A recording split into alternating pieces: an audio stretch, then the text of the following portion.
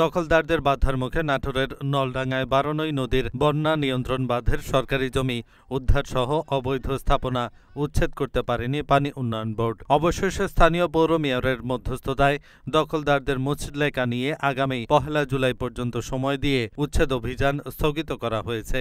জানা যায়, বৃহস্পতিবার সকালে নলডাঙ্গা উপজেলার সহকারী কমিশনার ও নির্বাহী ম্যাজিস্ট্রেট আশিকুর রহমানের নেতৃত্বে পুলিশ, পল্লী বিদ্যুৎ ও ফায়ার সার্ভিসের সহায়তায় পানি উন্নয়ন বোর্ডের কর্মকর্তা ও কর্মীরা নলডাঙ্গা বাজার এলাকায় দখলকৃত জমি উদ্ধারে যান। এ সময় স্থানীয় জনসাধারণ সহ দখলদারীরা বাধার সৃষ্টি করেন। এক পর্যায়ে তারা উচ্ছেদ অভিযান বন্ধের দাবিতে রাস্তায় বসে প্রতিবন্ধকতা তৈরি করেন।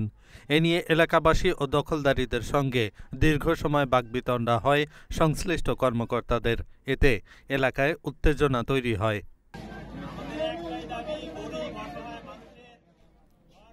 এহসানুল হক, ঢাকা পোস্ট।